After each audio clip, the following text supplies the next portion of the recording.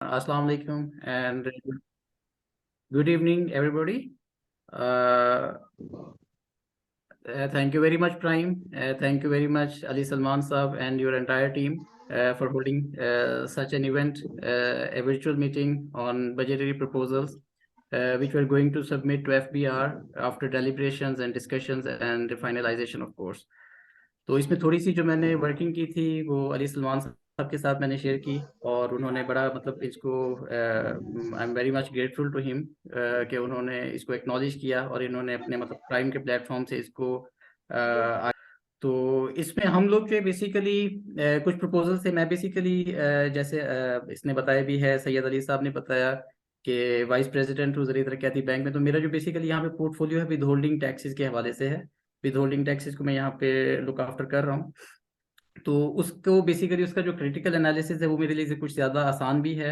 और उसको क्योंकि ज़्यादा डे टू डे बेसिस पे जिन चीज़ों को आप देख रहे होते हैं तो उसको जाहिर बात है आपको विजुलाइज करना और उसमें आप इम्प्रूवमेंट कैसे ला सकते हैं वो भी आपके लिए ज़रा जज करना, एनालाइज करना आसान रह जाता है। तो बेसिकली जो हमने भी इनकम टैक्स ऑर्डिनेंस या सेल्स टैक्स एक्ट के हवाले से चीज़ें देखी है उसमें हमें जो नज़र आ रहा था वो ये है कि इसमें बहुत ज़्यादा इसको कॉम्प्लेक्स कर दिया गया है। तो जो अभी हमने प्रपोजल्स बनाए हैं उसका जो बेसिक क्रक्स है वो हमारा विद होल्डिंग टैक्सेस के ऊपर है।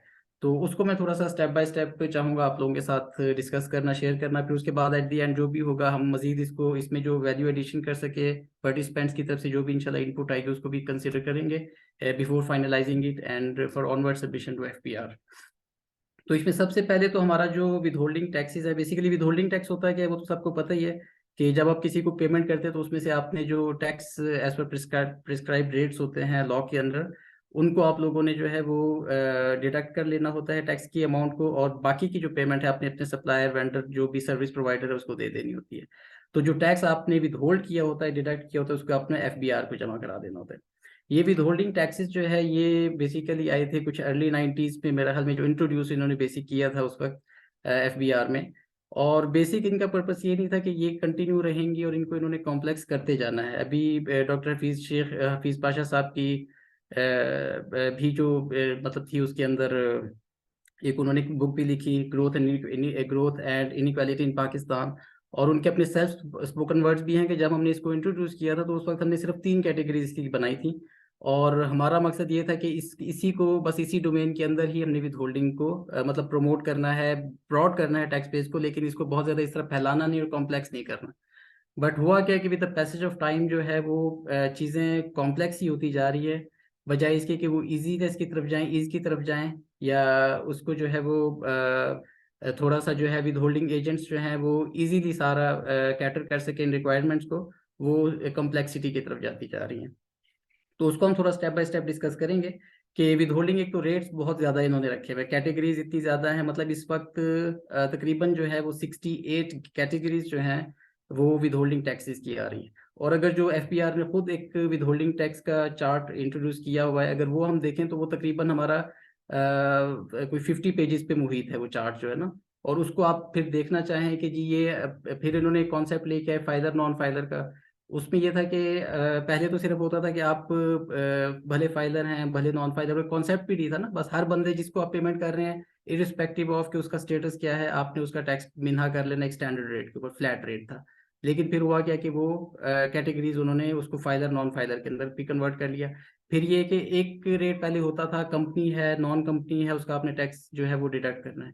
उसके बाद क्या हुआ कि उन्होंने वो कंपनी के लिए अलग रेट रख लिया, नॉन कंपनी के लिए अलग रेट रख लिया। वो एक और मतलब एक उन्होंने और एक चीज उसमें ऐड कर ली उसको कॉम्प्लेक्स करने के लिए ना, जो कि विद होल्डिंग एजेंट के पॉइंट ऑफ व्यू से चीज़ें जो है वो काफ़ी कम्प्लेक्स होती जा रही हैं।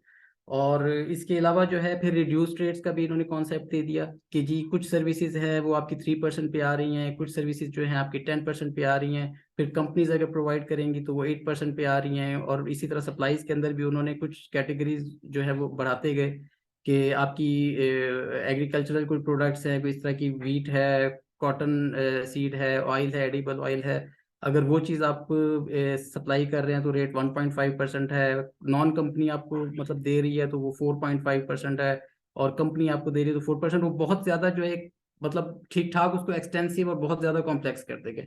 तो हमारा ये है कि इसको बिल्कुल ही जो है वो सिंपल रखा जाए और बहुत ज़्यादा कैटेगरीज को रिड्यूस किया जाए। और इसको जो है वो मतलब हर बंदे के लिए आसान हो, और बेशक आप टैक्स की जो है वो बेस ब्रॉड करते जाएं, ब्रॉडनिंग ऑफ टैक्स बेस की तरफ जरूर जाएं, लेकिन ये है कि आप इसको जो है वो कॉम्प्लेक्स ना करें कि विद होल्डिंग एजेंट जो है वो इसी चक्कर में पड़ा रहे कि अच्छा जिस बंदे का मैं टैक्स काट रहा हूँ वो फाइलर है कि नॉन फाइलर है, वो कंपनी है कि नॉन कंपनी है, वो क्या चीज़ हमें सप्लाई कर रहा है, और जिस डेट को वो सप्लाई कर रहा है उस डेट को उसका स्टेटस क्या है। तो इस तरह की चीज़ें जो है हम चाह रहे हैं कि वो ख़त्म की जाए, इसको सिंपल किया जाए।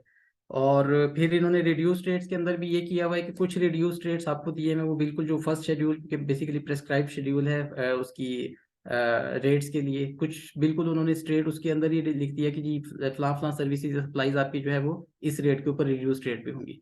जबकि कुछ सर्विसेज और सप्लाईज को उन्होंने जो है वो सेकंड स्केड्यूल बेसिकली है एग्जाम्पशंस और इसी तरह रिड्यूस रेट्स के ऊपर ना, तो वहां पे उन्होंने उसको दे दिया है। तो मतलब अगर कोई रिड्यूस रेट्स रखने भी हैं तो उसको बजाय इसके कि फर्स्ट शेड्यूल को आप इतना कॉम्प्लेक्स और इतना एक्सटेंसिव कर लें, वो आप फिर सेकंड शेड्यूल के अंदर ही उसको लेके जाएं। अब ये प्रपोजल आ रही है।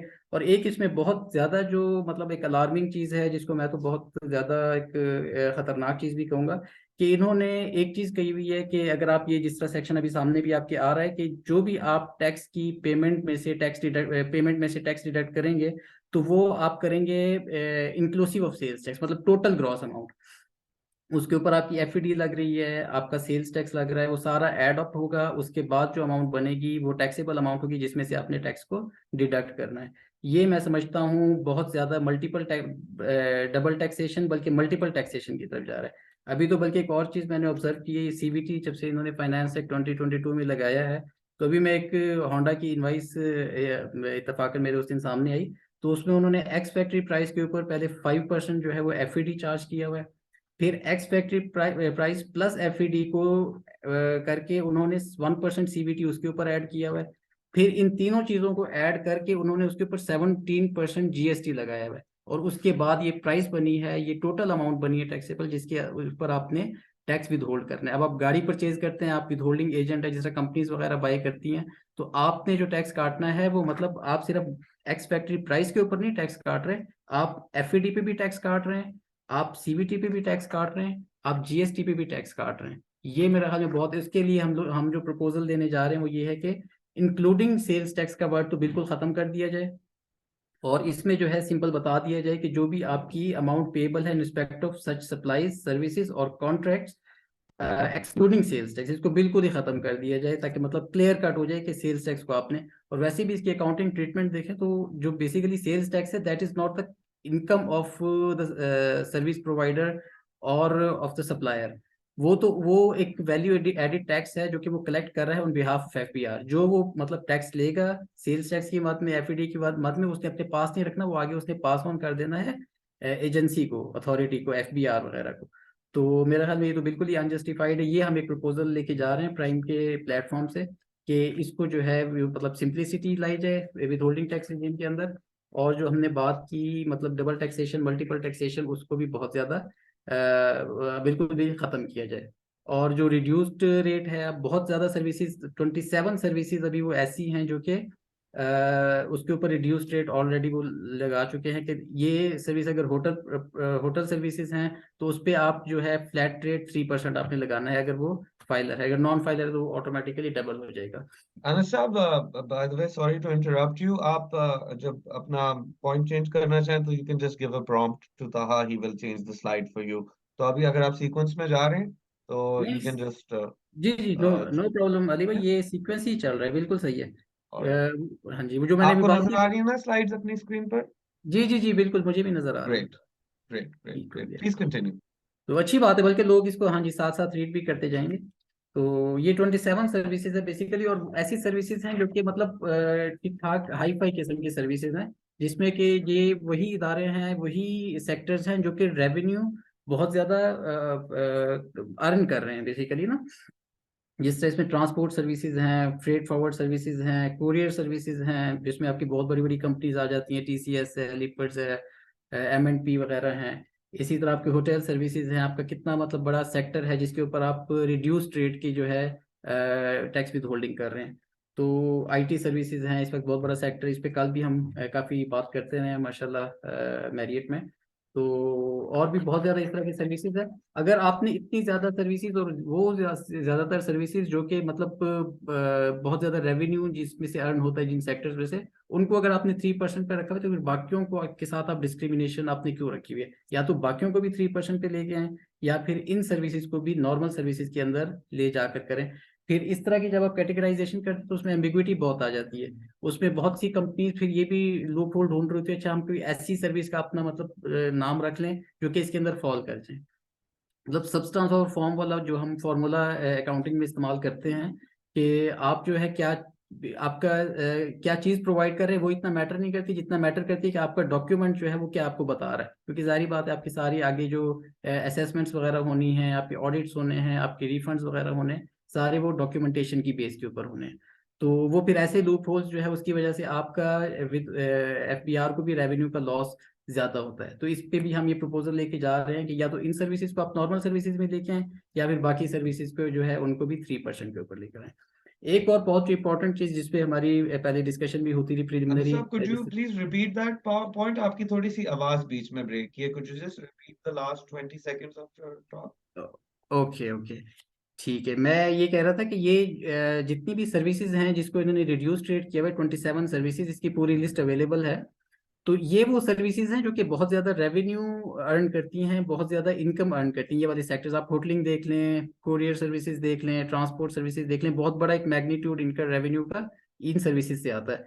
तो इन सर्विसेज को अगर आपने 3% पे करना है, तो बाकी सर्विसेज की क्यों डिस्क्रिमिनेशन है, उनको आप क्यों एनहांस्ड रेट पे ऊपर उनकी टैक्सेशन कर रहे हैं या उसका विद होल्डिंग कर रहे हैं?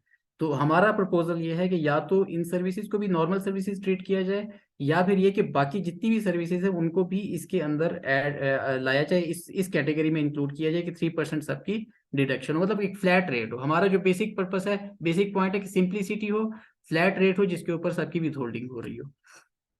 Is it clear now Ali? Okay. उसके बाद एक और जो बहुत इंपॉर्टेंट चीज़ है वो ये है कि कॉम्प्लेक्सिटी के अंदर कुछ टैक्सेस आपके, कुछ विद होल्डिंग ऐसी है जो कि एडजस्टेबल टैक्स है, कि आप उसको अपनी लाइबिलिटी के, टैक्स लाइबिलिटी के अगेंस्ट जब अपनी रिटर्न फाइल करता है, जिस बंदे की, जिस कंपनी की पेमेंट में से विद होल्ड हुआ होता है टैक्स, तो वो उसको एडजस्ट कर सकता है। Whereas there are so many services which are final tax और मिनिमम टैक्स। तो ये फाइनल और मिनिमम टैक्स की जो कैटेगराइजेशन है इसको भी खत्म किया जाए।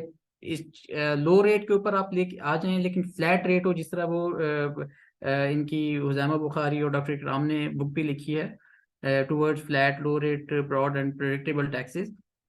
तो उसका भी जो मैंने रीड किया है या हमारी जब भी डिस्कशन हुई, उसमें उसका क्रक्स यही है कि हम मतलब लो रेट हो, फ्लैट रेट हो, लेकिन ये कि अक्रॉस द बोर्ड हो, उसमें फिर कोई एग्जेम्पशंस ना हो, कोई डिस्क्रिमिनेशन ना हो, कोई उसमें जो है वो लूप होल्स वगैरह ना हो, या एक सेक्टर जो है वो उस पर आप इतना टैक्स कर रहे हैं, दूसरा सेक्टर जो है उसको बिल्कुल आप एग्जेम्प्ट कर रहे हैं, या इस तरह की चीजें बिल्कुल जो है वो ना हो। तो इसमें भी हमारा यही है कि सारे जो टैक्सेस हैं आप कम रखें, लेकिन एडजस्टेबल टैक्सेस हो। आप जो भी बंदा जिसका टैक्स विद होल्ड हो रहा है वो आगे जाके अपनी टैक्स लाइबिलिटी के अगेंस्ट उसको एडजस्ट करा सके। इसमें एडजस्टेबल टैक्सेस का ज्यादा है, और खास तौर पे ऐसे टैक्सेस या ऐसी चीजें जो कि ट्रांजैक्शन बेस्ड हैं या इकोनॉमिक एक्टिविटी बेस्ड हैं। अब सर्विस है, आपकी सप्लाई है, कॉन्ट्रैक्ट्स हैं, वो सारे इकोनॉमिक एक्टिविटी बेस्ड हैं।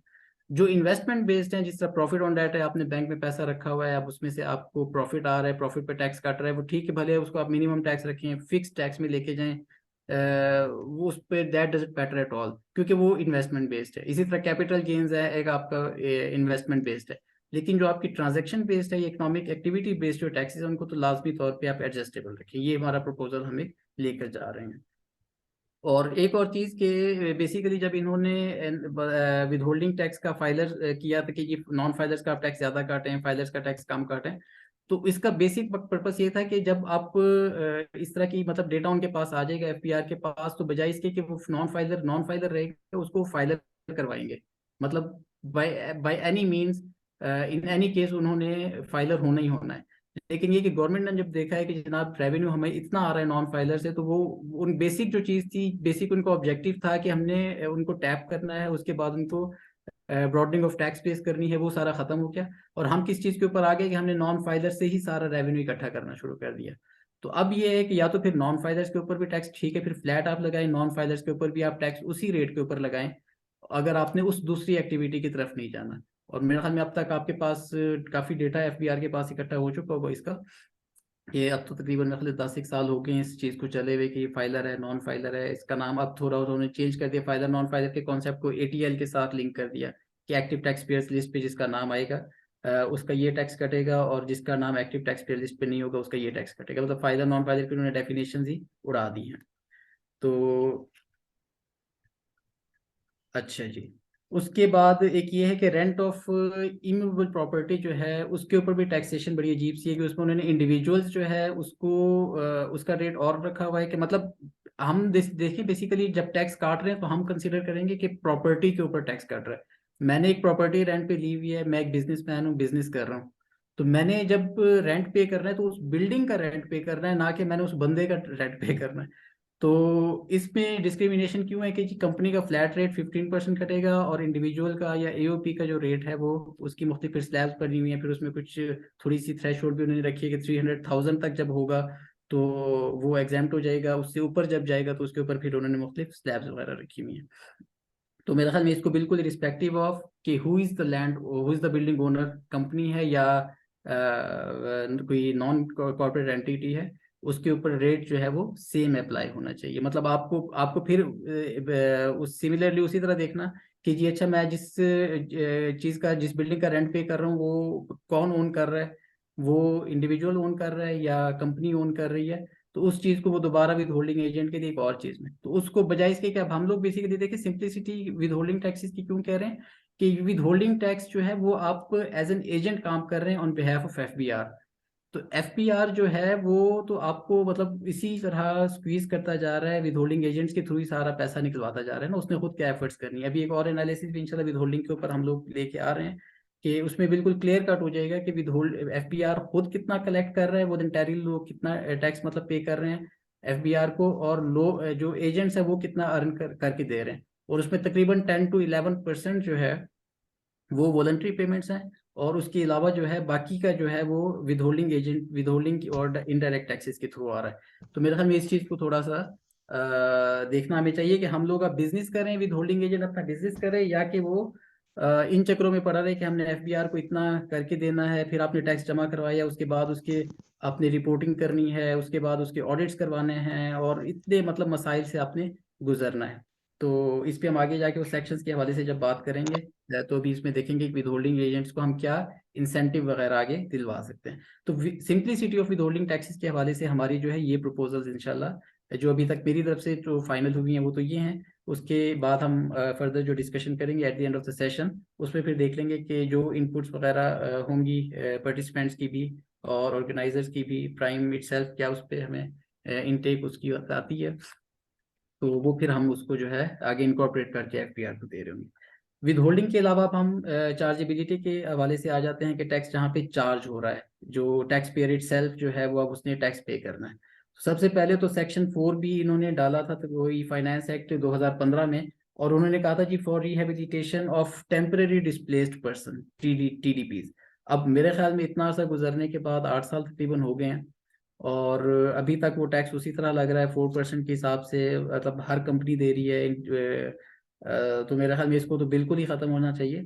अब टेम्परेरी डिस्प्लेस्ड पर्सन वाला वो एक इमरजेंसी सिचुएशन थी जिसके ऊपर हम लोग आए थे, और उसको कॉम्बैट करने के लिए हम लोगों ने जो है एक टैक्स लगाया था एफपीआर ने। तो मेरे ख्याल में हमारा ये प्रपोजल है कि इसको अब फिलहाल बिल्कुल ख़त्म किया जाए। दूसरा ये कि वो इसका एक 4B का सबसेक्शन 6 था जिसपे उन्होंने कहा था कि एफपीआर जो है वो रूल्स कुछ बनाएगा जो कैरी आउट के पर्पस बताए कि किस पर्पस के लिए ये टैक्स लगाया जा रहा है, उसको प्रॉपरली मतलब एक इलेबोरेट बेसिकली करते हैं। ये तो सेक्शन एक छोटा सा उन्होंने बता दिया, उसके बाद इलेबोरेट उसको करते हैं, या कोई एनालिसिस वगैरह के वाकई टीडीपी पे कितना पैसा रेवेन्यू का खर्च हुआ है। तो अभी तक तो वो इस हवाले से पहले कोई रूल्स वगैरह उन्होंने नहीं बनाई। जब रूल्स भी नहीं है और चीज़ भी काफ़ी पुरानी हो चुकी है और ऐसा जब मेरे ख्याल में इसकी ज़रूरत भी नहीं है, तो इस सेक्शन को ओमिट किया जाए। उसके अलावा लास्ट ईयर इन्होंने एक सेक्शन इंसर्ट किया सेक्शन 7E, जिसके ऊपर फिर वो चैलेंज भी हुआ, और Lahore high court, Sindh high court ने बहरहाल वो एफबीआर को ही फेवर दी कि ये जो है टैक्स लग सकता है। मतलब उसमें ये था कि उसका क्रक्स ये था कि अगर आपकी जो 25 बिलियन से ज़्यादा की प्रॉपर्टी है, कुछ उसने एग्जेम्पशन रखी थी कि आपने अगर खुद कोई होल्ड कर रहे हैं या कुछ और इस तरह की उन्होंने कैटेगरीज बनाई हुई थी, तो उस पर टैक्स नहीं लगेगा। Otherwise 25 billion all over Pakistan कहीं भी आपकी लैंड उससे ज़्यादा बनती है जिसकी फेयर मार्केट वैल्यू, तो वो आप उस पर टैक्स पे करेंगे। तो मेरे ख्याल में ये तो वैसे भी एफबीआर की डोमेन में भी नहीं आता। प्रॉपर्टीज के ऊपर टैक्स जो है ये प्रोविंशियल डोमेन है, और या तो फिर आप वो लॉ के अंदर चेंज लेके आए जो आपका कॉन्स्टिट्यूशन ऑफ पाकिस्तान है 1973 का, या फिर ये कि मेरा नहीं ख्याल कि इसकी एज सच इस तरह आपको लगाना कोई जस्टिफाइड है, तो इस सेक्शन को जो है ओमिट किया जाए। और इसके अलावा एक और जो है कि उन्होंने पेंशन और एन्युटी है, इसको उन्होंने दो जगह कैटेगराइज किया हुआ है। एक सैलरी के अंदर भी सेक्शन 12 आपका सैलरी को डील करता है, और इसके अलावा सेक्शन 39 जो है वो इनकम फ्रॉम अदर सोर्सेज। तो दोनों के अंदर पेंशन और एन्युटी आ रही है। ये बेसिकली एक मेरे ख्याल में थोड़ा सा कॉन्ट्राडिक्टरी भी है। और दूसरा ये कि ये मेरे ख्याल में एक ही जगह पे होना चाहिए। इसको हम प्राइम प्रपोज कर रहे हैं वो ये है कि सेक्शन 12, क्योंकि पेंशन जो है is very much associated with salary, और इसको सैलरी ही रहना चाहिए, इसको इनकम फ्रॉम अदर सोर्सेज जो है वो नहीं आना चाहिए। तो हम ये प्रपोज कर रहे हैं, सजेस्ट कर रहे हैं एफपीआर को कि ये सेक्शन 39 में उसका सब सेक्शन 1 और क्लॉज जी में जो इन्होंने एन्युटी और पेंशन को income from other sources consider किया हुआ है, इसको ओमिट किया जाए। इस क्लॉज को ओमिट करेंगे तो ऑटोमेटिकली वो सिर्फ सैलरी के अंदर रह जाएगा। बाकी सेक्शन 15 के हवाले से ये कि ये income from immovable property, rent पे कोई अपनी प्रॉपर्टी देता है तो डेफिनेटली वो उसकी इनकम है, उसके ऊपर उसने टैक्स करना है, उसकी टैक्सेशन होनी है। तो इसमें बहुत बड़ा ग्रे एरिया है, इसको तो खैर बैठ के फिर देखने वाली बात है कि इसके ऊपर थोड़े मतलब एफपीआर को क्लैरिफाई भी करना चाहिए, प्रोसीजर्स ऐसे बनाने चाहिए, रूल्स ऐसे बनाने चाहिए कि इसके जो अंदर जो ग्रे एरिया है, बेसिकली इसमें मैं समझता हूँ जो लैंड ओनर या जो बिल्डिंग ओनर होता है जो रेंट अर्न कर रहा है उसके पास बहुत बड़ा ग्रे एरिया है। और वो मतलब क्योंकि अनडॉक्यूमेंटेड होता है बहुत ज्यादा, आपके पास रेंट आ रहा है, मतलब आप की कोई बहुत ज्यादा डॉक्यूमेंटेशन या बहुत ज्यादा जो है वो स्क्रूटिनी उस तरह नहीं हो सकती कि वाकई आप जो रेंट डिक्लेयर कर रहे हैं। अब किसी ने रेंट पे 2 लाख रुपए माहाना भी दिया हुआ है अगर कोई अपने प्रॉपर्टी, और वो सिर्फ जो है वो 30,000 40,000 महीने का दिखा रहे हैं कि चले यार रेंट, मतलब क्योंकि मेरी बिल्डिंग है, ज्यादा बिल्डिंग्स हैं, तो एफबीआर को ये ना लगे कि रेंट पे नहीं दी हुई इसने और इसने क्या किया हुआ है, तो वो कम से कम उसका रेंट दिखाता रहूँ। तो लेकिन ये है कि वो सिर्फ टैक्स बचाने के लिए, क्योंकि 3 लाख तक आपकी वैसे ही एग्जाम्प्ट है प्रॉपर्टी इनकम जो है, बहुत से लोगों को मैंने ये भी देखा है कि वो 3 लाख के अंदर अंदर ही अपनी प्रॉपर्टी इनकम रखते हैं कि चलें, ताकि पता भी चल जाए कि रेंट पे दी हुई, और दूसरा ये है कि वो टैक्स भी हमें इसके ऊपर ना देना पड़े। तो इसके अंदर एक तो फेडरल लेवल पे एफपीआर की अपनी जो इनकम है बंदे की जो कि टैक्सेबल है, उसको भी जो है करना चाहिए एफबीआर को, मतलब जरा ढूंढने चाहिए कि कहाँ पे लूप होल्स है जिनको प्लग इन किया जा सकता है। दूसरा ये कि जो प्रोविंशियल गवर्नमेंट्स हैं इसके ऊपर जाहिर है प्रॉपर्टीज के ऊपर प्रॉपर्टी टैक्स वगैरह भी होता है, और भी टैक्सेबल टैक्सेशन वगैरह होती है। तो जो कि बहुत ज़्यादा जो है इस वक्त रेवेन्यू लॉस हो रहा है एफबीआर को भी और प्रोविंशियल गवर्नमेंट्स को भी, जो भी एक्साइज टैक्सेशन वगैरह इसको ज़्यादातर प्रोविंशियल गवर्नमेंट्स के अंदर कलेक्ट करती हैं। तो क्योंकि डॉक्यूमेंटेशन नहीं है, और फिर ये कि प्रॉपर वो सर्विस नहीं है उनकी, जो वैल्यूएशन है वो अपडेटेड नहीं है प्रोविंशियल गवर्नमेंट्स के पास। तो ये इसको ये कि इनको प्रॉपर्टी का तो ऐसा है कि इसका डेटा टोटली इंटीग्रेट होना चाहिए, एफबीआर भी उसी डेटा को यूज कर रहा हो, प्रोविंशियल गवर्नमेंट्स भी उसी डेटा को यूज कर रहे हो, एक्साइज टैक्सेशन, इसके अलावा भी आपकी जितनी डेवलपमेंट अथॉरिटीज हैं वो भी उसी डेटा को यूज कर रही है, एक एक्सटेंसिव और ठीक ठाक किस्म की मतलब अपडेटेड डेटाबेस हो, जो कि पीरियोडिकली डेटाबेस भी अपडेट भी होती रहे। तो इसके ऊपर ये कि एफबीआर के पास थोड़ा सा इंशाल्लाह मजीद वर्किंग करके तो जाने की इसमें हमें ज़रूरत है। उसके बाद एक सेक्शन 41 है टैक्स एग्जेम्पशन एग्रीकल्चरल इनकम। तो इसके ऊपर तो मतलब हमारा तो यही है कि एग्रीकल्चर इनकम को भी क्यों एग्जेम्प्ट किया गया जबकि हमारी एग्रीरियन इकोनॉमी है। एग्रीरियन इकोनॉमी का मतलब ये है कि हमारा जो मतलब मेजर पोर्शन ऑफ जीडीपी है, अब तो शायद थोड़ा सा वो चेंज हो गया है, सर्विसेज थोड़ा सा इसको उन्होंने सुपरसीड किया है, सरपास किया है, सॉरी, हमारी एग्रीकल्चर इनकम को। लेकिन ये कि बेसिकली एग्रीकल्चर इनकम का यही था कि ये हमारा जो बेसिक पोर्शन ऑफ जीडीपी है, या बेसिक हमारा ब्रेड एंड बटर है, या बेसिक जो हमारा सोर्स है वो एग्रीकल्चर है। तो वही जब चीज़ जो बेसिकली आपका जीडीपी बना रही है, जो आपकी इनकम बना रही है नेशनल लेवल पे, उसको ही आप अगर एग्जाम कर देंगे तो फिर बाकी आप क्या सोच सकते हैं कि क्या चीज़ आपकी टैक्स होगी। और दूसरा ये कि एग्रीकल्चर इनकम को फिर इन्होंने एग्जाम इसलिए किया कि ये प्रोविंशियल डोमेन में आता है, लेकिन प्रोविंसेस के अभी भी आप अकाउंट्स हमें पढ़ा के देख लें, मैं लास्ट ईयर भी पंजाब ने शायद इसके ऊपर सिर्फ 2 बिलियन कलेक्ट किया है टोटल। मतलब 2 बिलियन एग्रीकल्चर इनकम जब आप कहते हैं कि आपका 60% एरिया जो एग्रीकल्चर लैंड है और उसके ऊपर आप कलेक्ट सिर्फ जो है वो 2 बिलियन कर रहे हैं, तो मेरा ख्याल में it doesn't make any sense. तो इसमें आप जो है अगर कहते हैं कि फेडरल जो है इसके ऊपर टैक्स कलेक्ट नहीं कर सकता क्योंकि प्रोविंशियल की डोमेन में आता है, तो फिर आप जो फेडरल लेजिस्लेटिव लिस्ट है जो आपकी कॉन्स्टिट्यूशन है उसके अंदर आप चेंज लेके आए कि फेडरल के पास, और फेडरल की चूंकि आउटरीच भी ज़्यादा है और जगह जगह उनके ऑफिस और फिर उनका ये कि नेशनल लेवल पे एक सेटअप बना हुआ है, तो मेरे ख्याल में उनको उनकी ज़्यादा अथॉरिटी बनती है कि वो बेहतर तरीके से इसको कलेक्ट कर सकते हैं। तो मेरे ख्याल में एक हमारी तो मतलब ये है कि या तो जो एग्जामेशन है इसको यहाँ से विड्रॉ करके और उसके बाद इसकी जो है कलेक्शन नेशनल लेवल पे एफबीआर ही करे। तो इस पे देखते हैं, बहरहाल प्रपोजल तो ये जा रहा है, उसके बाद उनकी इसके ऊपर क्या मतलब फीडबैक वगैरह आता है या क्या फर्दर कुछ अगर वो कर सकते हैं या कुछ लॉ में चेंज करते हैं एफबीआर के अपने अंदर या कॉन्स्टिट्यूशन के अंदर, या प्रोविंशियल गवर्नमेंट्स इसको कैसे लेती हैं, तो उस पर फिर देखेंगे फर्दर एनालिसिस उसके बाद ही हो सकता है। उसके बाद सेक्शन 60 जो है scope of zakat as deductible allowance, उसका जो है इन्होंने किया हुआ है कि ये सिर्फ ज़कात एंड उशर ऑर्डिनेंस के अंदर जो ज़कात कलेक्ट होगी उसको जो है आप ज़कात का बेसिकली ये होता है कि आपकी जितनी इनकम आ रही होती है टोटल उसमें से ज़कात आप माइनस करते हैं straight away from your income, तो वो आपकी टैक्सेबल इनकम बन जाती है। ये बेसिकली एक डिडक्टेबल अलाउंस है। इसका it has nothing to do with the tax, it has to do only with your income, कि इनकम में से डायरेक्ट इसने स्ट्रेट अवे माइनस हो जाना होता है। तो ज़कात जो है मैं तो ये समझता हूँ कि ज़कात अगर आप अनडॉक्यूमेंटेड भी दे रहे हैं, गवर्नमेंट के फंड में नहीं जा रही, और अगर वो जो है आप किसी भी आपके रिलेटिव में भी हो सकते हैं, आपके आसपास अड़ोस पड़ोस में भी हो सकते हैं जो डिजर्विंग लोग हैं जिनको आप ज़कात दे रहे हैं, तो ऐसा कोई फॉर्मूला क्यों नहीं बन सकता कि वो जिस तरह बाकी चीज़ों के ऊपर एफपीआर जब आप जिस तरह आईआरआईएस पे जाते हैं तो खुद चीज़ कैलकुलेट होके आ जाती है, फॉर्मूले पीछे लगे होते हैं, तो व्हाई नॉट ज़कात, कि ज़कात भी आपकी जो है वो आपकी इनकम है, आपकी एसेट्स है, उनकी फेयर मार्केट वैल्यू आ रही है, जो भी है जिस तरह भी होता है ज़कात टोटल उसके अंदर आ जाए कि आपको ये डिडक्टेबल अलाउंस आ गए। तो इसको ज़कात एंड ऑर्डिनेंस नहीं, इसमें हम जो प्रपोजल सजेस्ट कर रहे हैं वो ये है कि zakat given should be allowed as trade deduction from income।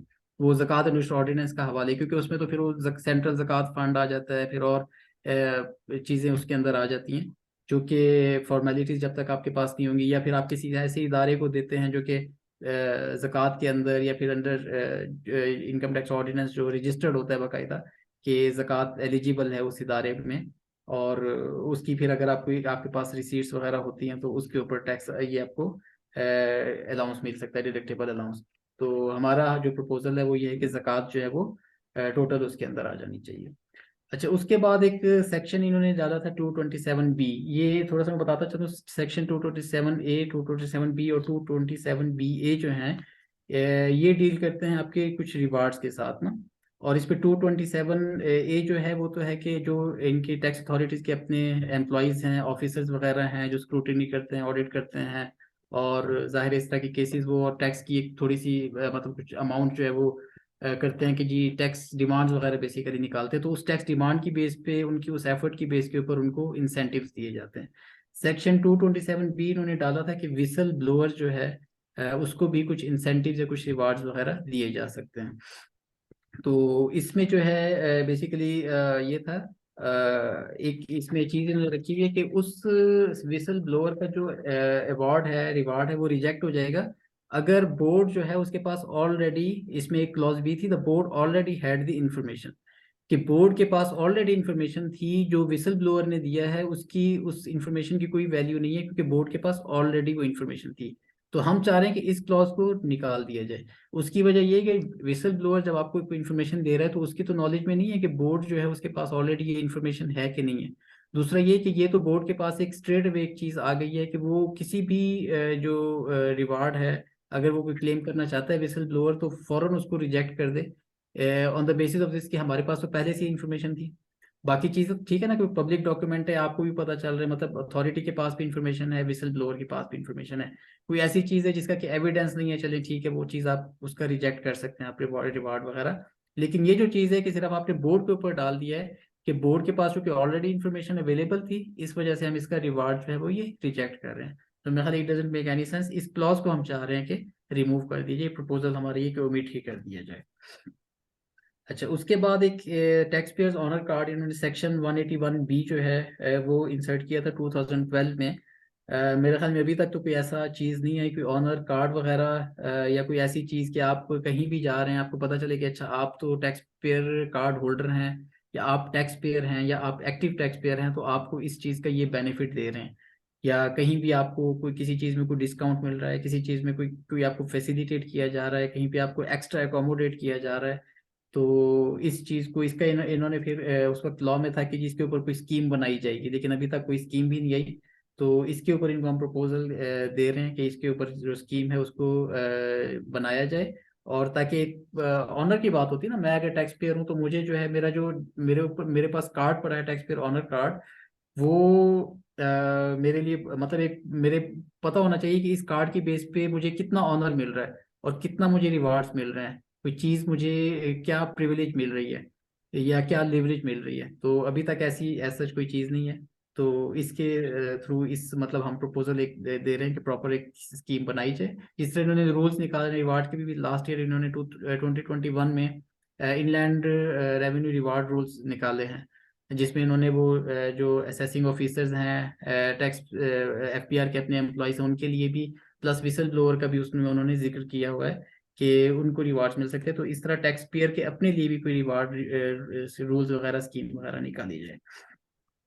अच्छा, उसके बाद 227BA जो है वो उसमें उन्होंने rewards and benefits for certain persons किया हुआ है, मतलब एक उसको ओपन एंडेड छोड़ा हुआ है इन्होंने, सर्टेन पर्संस। उसमें हमारा जो है वो प्रपोजल ये है कि उसमें जो एंड पे including with holding agents deducting and depositing tax on behalf of the FPR, के विद होल्डिंग एजेंट्स को लाजमी तौर पे उसके अंदर डाला जाए कि जाहिर है आप इतनी एफर्ट कर रहे होते हैं टैक्स कलेक्ट करने में, उसके बाद ये कि टैक्स की जो है आप गवर्नमेंट के पास टाइमली जमा भी करवाना है, उसके बाद उसकी रिपोर्टिंग भी करनी है, फिर ऑडिट भी करवाना है, मतलब इतना आप एक काम कर रहे होते हैं, तो उसके अंदर आपको कुछ ना कुछ रिवार्ड मिलना चाहिए। वो इन कैश भी हो सकता है, इन काइंड भी हो सकता है, क्योंकि इस सेक्शन में खुद इन्होंने मेंशन किया हुआ एफबीआर ने कि ये इन कैश भी हो सकता है, इन काइंड भी हो सकता है।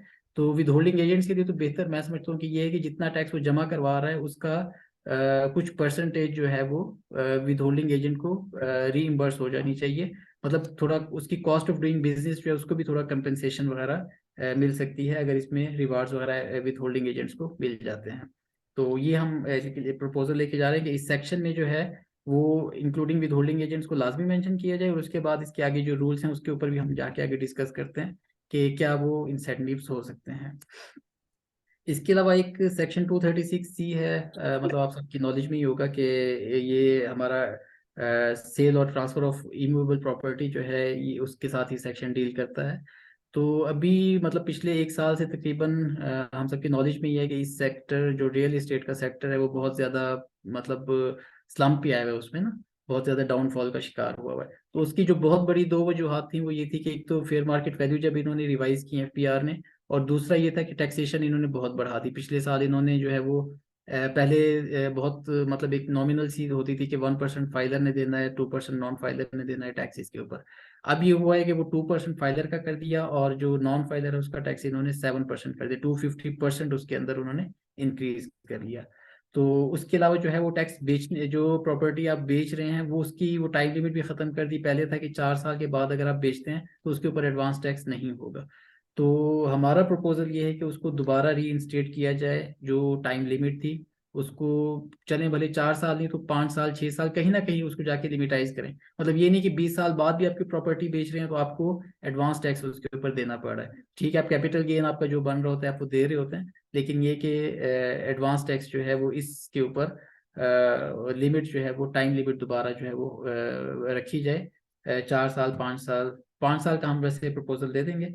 तो उसके बाद देखते हैं कि वो कहाँ पे रीइंस्टेट होता है कि नहीं होता, अगर होता है तो वो किस वो खुद एफपीआर इसके ऊपर या फाइनेंस डिवीजन क्या लिमिट रखती है।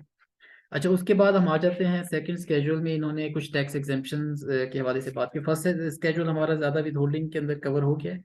तो सेकंड स्केड्यूल बेसिकली डील करते हैं, उसके 4 पार्ट्स बनने में। एक तो एक स्टेट अवे टैक्स एग्जेम्पशन दी हुई है कि जी कुछ कंपनी से कुछ इदारे उन्होंने रखे हुए हैं कि ये टैक्स हैं, कुछ सेक्टर्स रखे हुए हैं, कुछ सैलरीज के कुछ कंपोनेंट्स जो रखे हैं कि बिल्कुल एग्जाम्प्ट है, जिस तरह शोहदा के हवाले से भी कुछ उसमें है, और बाकी भी कुछ चीज़ें हैं। तो एक फिर आगे जाके आता है पार्ट 2 में कि जी रिड्यूस्ड उसके ऊपर कुछ रेट्स होंगे, कुछ फिर स्पेशल प्रोविजंस के हवाले से है। तो इसमें एक क्लॉज 19 है, clause 19 of part 1 of the second schedule, जिसमें इन्होंने कहा हुआ है कि जो बेसिकली सरकारी मुलाजमीन हैं, जो सिविल सर्वेंट्स हैं या गवर्नमेंट जो सर्विस से ताल्लुक रखते हैं, उनकी ये कि encashment of leave preparatory to retirement जो है वो टैक्स एग्जेम्प्ट होती है। तो इसमें इन्होंने थोड़ा सा लूप होल छोड़ा हुआ है कि इसमें जो इदारे मतलब गवर्नमेंट के तो हैं लेकिन ऑटोनमस बॉडीज हैं, अटैच डिपार्टमेंट्स हैं, वो इस चीज़ का थोड़ा फ़ायदा उठाते हैं और वो इसको इसको टैक्स नहीं टैक्स करते हैं। तो हम ये चाह रहे हैं कि इसमें क्लैरिटी आ जाए कि लोकल गवर्नमेंट भी शामिल हो और an employee of autonomous body और institution working under federal government और प्रोविंशियल गवर्नमेंट और लोकल गवर्नमेंट, उसकी भी जो एम्प्लॉई है जो एलपीआर की लीव एनकैशमेंट वगैरह ले रहा है, उसको टैक्स एग्जेम्प्ट ही किया जाए इसके अंदर।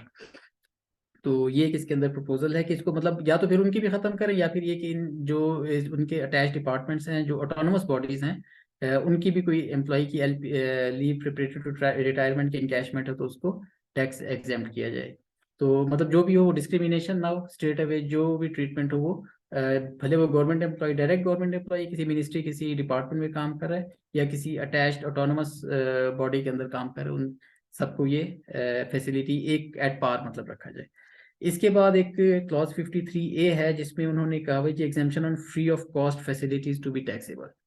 कुछ एम्प्लॉयज ऐसे होते हैं by virtue of their employment in some specific sectors, जिस तरह कोई हॉस्पिटल में है, उसकी मेडिकल ट्रीटमेंट वगैरह हो रही है, तो वो चूंकि उस हॉस्पिटल का एम्प्लॉय होता है तो उसकी वो टैक्स एग्जेम्प्ट हो जाती है।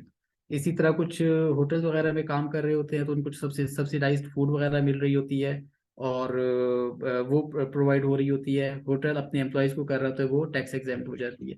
इसी तरह और भी कुछ मतलब ऐसी सब्सिडाइज मेडिकल ट्रीटमेंट होगी, सब्सिडाइज एजुकेशन हो गई कि कोई एजुकेशनल इंस्टीट्यूशन है वो अपने एम्प्लॉयज़ के बच्चों की एजुकेशन जो है उसको फ्री दे रहा होता है। तो फ्री देना इज समथिंग एल्स, लेकिन ये कि ये डबल एज सॉर्ड है बेसिकली। इसको मैं कहूँगा कि एक तो ये कि आपने वो फ्री चीज़ भी दे दी, एक फ्री चीज़ सर्विस दे दी, और उसके बाद वो फ्री सर्विस के ऊपर टैक्स भी नहीं। नॉर्मली होता ये है कि जब कोई चीज़ आपको फ्री मिलती है तो उसकी जो फेयर वैल्यू होती है उसके ऊपर टैक्सेशन हो जाती है, उसको कंसिडरेशन रिसीव ट्रीट किया जाता है, कंसिडर किया जाता है, और उसको जो है उसके ऊपर टैक्सेशन ऐसा जरूर होती है। लेकिन ये कि ये एक तो ये कि आपको फ्री चीज़ें मिल रही हैं, दूसरा ये कि उस फ्री चीज़ों के ऊपर आप टैक्स भी नहीं पे कर रहे। तो मेरे ख्याल में ये बिल्कुल जो है वो ख़त्म होना चाहिए इस तरह की चीज़। किसी भी एम्प्लॉय को बाय वर्च्यू ऑफ एम्प्लॉयमेंट कोई अगर मिल रही है चीज़ तो वो टैक्सेबल होनी चाहिए, उसकी जो फेयर वैल्यू है। दूसरा एक क्लॉज 56 है, उसमें कुछ जजेस के हवाले से काफ़ी चीज़ें हैं, कुछ उनकी फ्री इलेक्ट्रिसिटी यूनिट्स हैं, कुछ उनके टेलीफोन कॉल्स हैं, कुछ उनकी अलाउंसेस वगैरह हैं जिनको के किया गया है, काफ़ी ज़्यादा इसमें चीज़ें हैं। तो इसको भी सेम ऊपर वाले ही जो ट्रीटमेंट है हमारा उसी को करेंगे कि इसको इस क्लॉज को ओमिट किया जाए कि एक तो ये कि फ्री सर्विसेज वगैरह मिल रही हैं, फ्री चीज़ें मिल रही हैं, अलाउंसेस मिल रहे हैं, और उसके बाद जो है वो उसके ऊपर टैक्सेशन भी नहीं हो रही। तो मेरे ख्याल में ये चीज़ भी अनजस्टिफाइड है, इसको भी इस क्लॉज को भी ओमिट किया जाए।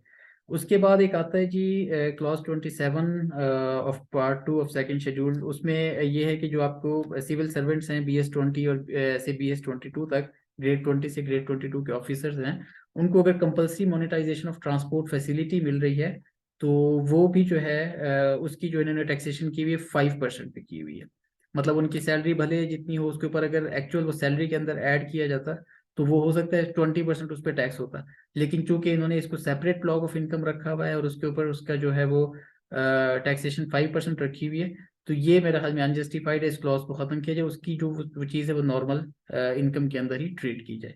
और मेरे ख्याल में कोई ऐसा BS 20 BS 22 का ऑफिसर होगा भी नहीं जिसको के मतलब गाड़ी ना मिली हो। तकरीबन गाड़ियां सबको मिली होती हैं, तो जब गाड़ियां भी मिली हुई हैं साथ में मोनेटाइजेशन भी मिली हुई है और मोनेटाइजेशन के ऊपर आप टैक्स भी कम कर रहे हैं, तो ये अनजस्टिफाइड है। इसको हमारा प्रपोजल है कि खत्म किया जाए।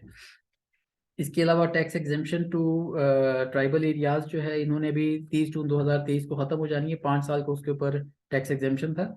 इसमें यह कि एनालिसिस की ज़रूरत है कि अगर उधर इकोनॉमिक एक्टिविटी इस टैक्सेशन की वजह से सफ़र होती है तो हमारा फिर ये प्रपोजल है कि इसको एक्सटेंड किया जाए for some further period 3 years से, और 2 ईयर्स 3 ईयर्स 4 ईयर, जो भी बोर्ड बेहतर समझता है। लेकिन ये कि अगर उसका इकोनॉमिक एक्टिविटी उसमें सफ़र नहीं हो सकती और ऐसा इनको फिर है कि टैक्स एग्जेम्पशन जो है वो ख़त्म होनी चाहिए, तो फिर डेफिनेटली जो है वो या अगर लोग जो है वो इस ट्राइबल एरियाज की वजह से जो है वो अगर इसका कोई अनड्यू एडवांटेज ले रहे हैं, कोई गलत नाजायज़ फ़ायदा उठा रहे हैं, तो फिर भी ख़त्म होना चाहिए। अदरवाइज़ ये कि अगर इकोनॉमिक एक्टिविटी हम समझते हैं कि एग्जेम्पशन की वजह से अच्छी चल सकती है और डेफिनेटली हमारा जीडीपी, हमारा इकोनॉमी जो है वो बेहतर हो सकती है इसकी वजह से, तो फिर मेरे ख्याल में एग्जाम्पशंस को इंटैक्ट रहना चाहिए। उसका हमारा फिर ये होगा कि इसको अभी भी आप मेंटेन करें और आगे थोड़ा सा फर्दर एक्सटेंड भी करें।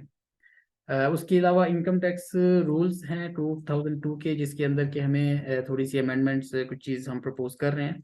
एक तो ये कि इन्होंने सेक्शन 2 जो है बेसिकली डेफिनेशंस को डील करता है इनकम टैक्स ऑर्डिनेंस का, और उसमें 66A इन्होंने इंसर्ट किया था। जो डेफिनेशन है वो बेसिकली टैक्स इनवाइस की, और उन्होंने फिर कहा था कि इसके ऊपर हम जो है वो प्रॉपर एक फॉर्मेट देंगे, इनकम टैक्स रूल्स के अंदर ये चीज़ हम देंगे। लेकिन अभी तक मेरी नज़र से नहीं गुजरी, सॉरी अगर मेरे से स्किप हो गई है या मैं उसको प्रॉपर देख नहीं सका, तो क्योंकि बहुत मैंने थॉरोली इसके हवाले से जो है वो रूल्स को नहीं देखा। लेकिन मेरा नहीं ख्याल, कहीं से मैंने सुना नहीं है कि टैक्स इनवाइस की प्रॉपर कोई फॉर्मेट या कोई ऐसी शक्ल आ गई है। जिस तरह सेल्स टैक्स की भी इन्होंने इनवाइस का एक फॉर्मेट रखा हुआ है सेल्स टैक्स एक्ट में, वो फॉर्मेट तो नहीं, लेकिन उन्होंने चीज़ें बता दी हैं कि अगर ये चीज़ें उसके अंदर होंगी तो वो वैलिड टैक्स इनवाइस कंसीडर होगी, अदरवाइज नहीं होगी। तो अगर तो वो इसके अंदर नहीं है, तो अभी तक हम फिर ये प्रपोज कर रहे हैं कि टैक्स के रूल्स को चेंज करके और उसके अंदर अमेंडमेंट करके तो ये टैक्स इनवाइस का आप वहाँ पे इंसर्ट कर लें सारे जो भी उसके पर्टिकुलर्स हैं, या उसका प्रॉपर आपने कोई प्रेस्क्राइब फॉर्मेट देना है। उसके अलावा सेक्शन 4C इन्होंने इंसर्ट किया था। ये मेरे ख्याल में कोई 3 साल या सॉरी लास्ट ईयर की शायद बात है। हाई अर्निंग जो हाई इनकम अर्नर्स हैं उसके ऊपर इन्होंने ये टैक्स लगाया था। सॉरी, सेक्शन 4B के बाद इन्होंने एक इंसर्शन की थी, तो उसके भी अंदर भी उन्होंने सब सेक्शन 6 में कहा था कि FPR had to make rules for carrying out purpose of section. लेकिन ये कि वो रूल्स अभी तक इन्होंने प्रेस्क्राइब नहीं की, तो इनकम टैक्स रूल्स में चेंज करके तो 4C का भी प्रॉपर बताएं कि उनके पर्पसेस क्या हैं जिसकी वजह से आपने ये टैक्स लगाया है। और दूसरा ये है कि वो मतलब रूल्स आने के बाद जो है वो इसको हम क्वेश्चन आंसर सेशन, बस वैसे ये भी खत्म होने वाली है प्रेजेंटेशन हमारी, ये जो अभी कमेंट्स नीचे आ रहे हैं क्वेश्चन आंसर का, तो इंशाल्लाह उसके बाद ये मेरे ख्याल है with in after 5 to 6 minutes इंशाल्लाह जो है हम Q&A सेशन शुरू करते हैं इंशाल्लाह। अच्छा, उसके बाद रूल्स के अंदर ही फिर वो जो पहले बात हुई थी सेक्शन 227BA के हवाले से, जिसमें हमने कहा जी विद होल्डिंग एजेंट्स के लिए जो है वो रूल्स होने चाहिए। तो जो इनकम टैक्स रूल्स में इन्होंने भी स्पेशल रूल्स निकाले हैं इंसेंटिव्स के हवाले से, विसल ब्लोअर्स को भी और जो एम्प्लॉयज़ हैं FPR के अपने उनके लिए भी। तो उसके अंदर हमारा प्रपोजल है कि आप विद होल्डिंग एजेंट्स के भी रूल्स जो हैं, मतलब एक तो आप सेक्शन में चेंज करेंगे सेक्शन 227BA में कि इंक्लूडिंग विद होल्डिंग एजेंट्स उनके भी रिवार्ड्स होने चाहिए, इंसेंटिव्स होने चाहिए। और फिर जो रूल्स हैं या तो ये कि अलग से रूल्स निकाले, लेकिन बेहतर ये कि आपने चूंकि ऑलरेडी इंसेंटिव के रूल्स रखे हुए हैं, जब तीनों सेक्शन भी इकट्ठे आ रहे हैं तो उनके रूल्स भी जो है वो एक ही रूल्स के अंदर जो है आप वो तीनों को कवर करें। तो उसमें फिर ये कि परसेंटेज वगैरह, हमारा प्रपोजल ये है कि उसमें हम कहें कि जितना भी आप कलेक्ट कर रहे हैं उसमें से कम 2 या 3% जो है वो विद होल्डिंग एजेंट को एज अ कॉस्ट ऑफ जो कंपेंसेशन है, as a compensation towards cost है, वो आपको रीइंबर्स किया जाए, तो कुछ ना कुछ उसके कॉस्ट की कंपेंसेशन हो जाए। तो ये हम चाह रहे हैं कि रूल्स में थोड़ी सी चेंज आ जाए। अच्छा, उसके बाद एक तो करेक्शन के हवाले से वो तो चले खैर बहुत मतलब बाय वर्ड वो एक नज़र आया कि ये यहाँ पे कलेक्टर नहीं कलेक्टेड वर्ड होना चाहिए, जो बाय टाइपो मिस्टेक हो सकता है डेफिनेटली। तो वो हम जाहिर बात है ये करेक्शन उनको पॉइंट आउट करेंगे कि ये आपकी होनी चाहिए। तो इनकम टैक्स पे तो हमारा ये था। सेल्स टैक्स एक्ट के हवाले से बड़ा मतलब 2-3 ही हमारे पॉइंट्स हैं उसमें। एक तो ये कि भी खैर इन्होंने जो रेट बढ़ाया 18% इसको किया है इंटरवीनिंग पीरियड में, तो इसको जो है 18% तो खैर बहुत ही ज़्यादा है इस पे, बल्कि शबर जैदी साहब का भी कमेंट आ रहा था कि इट्स डिजास्ट्रस, और ये जो स्टेप है ये हुकूमत का बिल्कुल ठीक नहीं है। तो 18% वैसे भी बहुत ज़्यादा एक वैल्यू एडिशन टैक्स है, और उसको भी आप 18% कर रहे हैं, तो इसको तो वैसे भी बहुत कम होना चाहिए, मतलब मैक्सिमम मैक्सिमम जो है इसको 15% होना चाहिए। अगर आपने इनपुट आउटपुट एडजस्टमेंट वाले मॉड्यूल को ही लेके साथ चलना है, उसी मेथोडोलॉजी पे चलना है। और वरना हमारा ये है कि इसके ऊपर जो है वो इनपुट आउटपुट के एडजस्टमेंट के बगैर जो है आप 5% फ्लैट रेट लगा दें। 5% लगेगा, जो भी चीज़ सप्लाई हो रही है सेल हो रही है उसके ऊपर 5% सेल्स टैक्स है, और उसके ऊपर तमाम एग्जाम्पशन खत्म की जाए, कोई SROs ना इशू किए जाएं, और कोई बंदा इनपुट आउटपुट के एडजस्टमेंट ना ले सके। क्योंकि उसमें एक तो लूप होल्स बहुत ज्यादा होते हैं, फिर ये कि स्टॉक टेकिंग, फिर एफबीआर, फिर एक्साइज के इंस्पेक्टर्स वगैरह, मतलब बहुत ज्यादा एक आपको जो है ना वो चीज़ों से गुजरना पड़ता है। और फिर उसमें फ्लाइंग इनवाइसेस हो गई, फेक इनवाइसेस हो गई, और फिर मतलब अनड्यू रिफंड्स वगैरह हो गए, वो बहुत बहुत कॉम्प्लेक्स चीज़ें बन जाती हैं सिर्फ इसी वैल्यू एडिशन की वजह से। तो हमारा जो बेसिक था, अली सलमान साहब से भी थोड़ी इस पर डिस्कशन हुई कि हम लोग जो है वो प्रपोजल ये कर रहे हैं कि 5% हो without input output adjustment, flat rate हो। और इसके अलावा जो है सेल्स टैक्स के भी इसी तरह विथहोल्डिंग रूल्स हैं जो कि बहुत ज़्यादा कॉम्प्लेक्स हैं, और इनको भी जो है वो बिल्कुल स्टेट, उसमें तो हमारा ये कि मतलब जो प्रोविंशियल गवर्नमेंट है, पीआरए है, बीआरए है, एसआरबी है, केपीआरए है, वो सब ने अपने अपने रूल्स बनाए हुए हैं। तो हम वो उधर भी इंशाल्लाह भी प्रपोजल देने जा रहे हैं प्रोविंशियल गवर्नमेंट से, उसका भी कोशिश करेंगे अलग से एक सेशन वगैरह रखें। तो उसमें भी ये था कि मतलब जितने भी ये गवर्नमेंट, जितनी भी ये प्रोविंशियल रेवेन्यू अथॉरिटीज़ हैं, तमाम के ये जो रूल्स हैं सेल्स विद होल्डिंग, ये बिल्कुल एक होने चाहिए, सेम होने चाहिए। मतलब ये नहीं कि कहीं पे आ रहा है जी अनरजिस्टर्ड का ये टैक्स कटेगा, कहीं पे आ रहा है जी अगर आप एक्टिव टैक्स पेयर है तो आपका ये टैक्स कटेगा, अगर आप एक्टिव टैक्स पेयर नहीं तो आपका ये टैक्स कटेगा। फिर ये कि बहुत सी जगहों पे कुछ सेक्टर्स है जिनको पे एक्सक्लूड किया गया है कि जी ये टैक्स जो है, ये टेलीकॉम कंपनी जो है ये एग्जाम्प्ट है, एडवर्टीजिंग एजेंट जो है उनके अलग से रूल निकाले हुए हैं, तो बहुत कॉम्प्लेक्स किया हुआ है। तो उसका हमारा ये था कि वो सिंपल रखे जाएं, वो एफबीआर के अपने भी जो सेल्स विद होल्डिंग रूल्स हैं, और अब तो खैर वो तो बल्कि 13 शेड्यूल बन गया है सेल्स टैक्स एक्ट का, और इसके अलावा जो बाकी प्रोविंशियल अथॉरिटीज़ के sales tax withholding rules हैं, उन सबको सिमेट्री होनी चाहिए, बिल्कुल सेम रूल्स हर जगह इंप्लीमेंट होने चाहिए।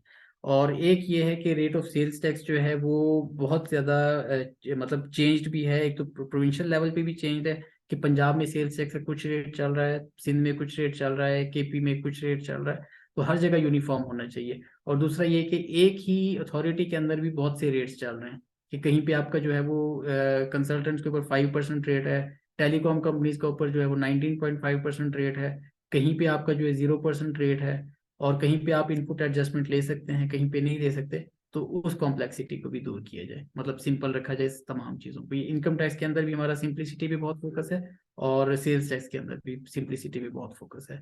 तो this is all about what proposals or what suggestions or what recommendations we have drafted so far for submission to FBR। और फिर ये कि इंशाल्लाह भी पार्टिसिपेंट्स की तरफ से कुछ इनपुट वगैरह इनटेक आती है तो उसको भी हम कंसीडर करके इनकॉर्पोरेट करके और फिर फाइनल वर्जन जो है उसको रेडी करते हैं। Thank you very much to all for attending this event this end now your side please. Thank you so much, Anasab. Thank you for that presentation. Very in depth, very comprehensive. So we'll start taking some questions right now. We've already taken some questions on the chat. So what I'd like to do is have the people who have asked the questions and who are still present ask those questions in person. Taha, if we could have Mr. Mahmood Khalid speak first. He was also one of the first participants to join in. So if he could have the first question. We only have, I think, 3 participants who will be speaking on the mic now. So Zishan Saab, thank you for your patience. We'll have you next. Mahmood Khalid Saab, would you like to say thank you very much. Actually, I was personally interested in terms of listening to the proposals. Otherwise, most of the things which I feel has been already addressed. And as Ali mentioned, if you can take up some of the points which we did in our report related to the withholding, that can also be included. That was particularly in terms of the economic cost of the withholding taxes, where it's not just the matter of collection, it's also the additional burden on the collectors which needs to be adjusted. Exactly. So if you can directly pick those from our report available on the website of PIDE related to the withholding taxes, that would be something which would interest the FBR persons, I think, also. Otherwise, it's an excellent proposals. Thank you. Thank you very much. Welcome. Thank you. Zeeshan जी, मैं अगर मुझे इजाजत है तो मैं कुछ बात कर लेता हूँ। जी जी श्योर श्योर जी, एक्सीलेंट प्रपोजल्स। आप देखिए, 2 चीजें मैं जो मैंने इस पूरी प्रेजेंटेशन में, मैं थोड़ा लेट ज्वाइन किया था, लेकिन मैंने पहले मुझे आई वाज प्रिविलेज्ड, मैंने देख लिए थे आपके प्रपोजल्स। जो मुझे थोड़ी सी चीजें लगी हैं इसमें, आपने, अगर मैं पॉइंट बाय पॉइंट आपके शुरू के विदहोल्डिंग रिजीम, इसमें कोई नो ब्रेनर है कि विदहोल्डिंग रिजीम को खत्म होना चाहिए। देखिए, विदहोल्डिंग रिजीम के साथ हम लोग प्रैक्टिकली फेस क्या कर रहे थे, हम चूंकि टैक्स क्लाइंट्स को, बहुत सारे क्लाइंट्स को रिप्रेजेंट कर रहे होते हैं डिपार्टमेंट में। हमारे लिए Yes. प्रॉब्लम क्या होती है? हमारे लिए प्रॉब्लम ये होती है कि सबसे पहले हमें जो है चैलेंज ये होता है कि हमने अगर एक भी दिन डिले से जमा कराया टैक्स, तो उसकी हमें डिफॉल्ट सरचार्ज लगती है, उसका हमें Exactly. पेनल्टी। Exactly. सही। हमें पूरा पूरा एक डिपार्टमेंट सेटअप करना पड़ता है, जिसकी अलग से एडिशनल कॉस्ट हमारे सर पे Cost आ पड़ती जाता है। है, बिल्कुल सही। और FBR instead of appreciating, FBR हमें डिफॉल्ट चार्जेस और पेनल्टीज बता रहा होता है। तो यहाँ पे जो है ना, इसके ऊपर एक एक प्रॉपर, आपको मेरे ख्याल से एक पेपर बना के और उस पे फोकस ये करना चाहिए आपको कि जी विदहोल्डिंग रिजीम, या तो आप रेट्स को कम कर दें, क्योंकि आप जितना भी विदहोल्डिंग का रेट बढ़ाएंगे उतनी उतनी इवेजन बढ़ जाएगी, उतनी टैक्स पेयर की कॉस्ट बढ़ती है। टैक्स पेयर की कॉस्ट इसलिए बढ़ती है कि जो विदहोल्डी जिसका टैक्स कटना होता है, वो तो ये कहता है जी मुझे तो लाख रुपए टेक होम लेके जाना है, मुझे ये नहीं पता कि कितना टैक्स है। अब 1 लाख रुपए पे आपको 4.5% पे करना है, फाइलर का वो भी आप पे करें, और अगर मैं नॉन फाइलर हूं तो 9,000 रुपए भी आप ही पे करें। I do not care whatever is the rate of withholding tax, I need a take home Exactly. 100,000। So यहाँ पे हमें, ये जो आपने बात की थी ना कि रेट सिमिलर होना चाहिए, बिल्कुल सिमिलर होना चाहिए, और रेट होना 1.5-2% से ऊपर होना भी नहीं चाहिए, तो उस वक्त बाइट नहीं करता। लेकिन जब आप 9% या 30% या 15% पे चले जाते हैं, तो वो आपकी टैक्स पेयर की कॉस्ट बढ़ा देता है, टैक्स कलेक्टर, यानी टैक्स कलेक्टर को तो फायदा ही हो रहा होता है। इसलिए वो ये नॉन फाइलर्स के रेट्स को उन्होंने हमेशा डबल किया हुआ है। तो as far as withholding taxes are concerned, बिल्कुल आपकी बात सही है। 4B जो है वो अब सिर्फ बैंक्स के लिए है, it is not for any other people person. So 4B जो है, जो आपने सुपर टैक्स की जहां बात कर रहे हैं आप, तो वो तो है ही अब सिर्फ बैंक्स के लिए। तो बैंक्स के लिए अब वो चूंकि 4C भी आ गया, तो उसको उस पैराए में मेरे ख्याल से डिस्कस करना बहुत जरूरी है कि 4B विज़ावी 4C की क्या इम्प्लीकेशन है।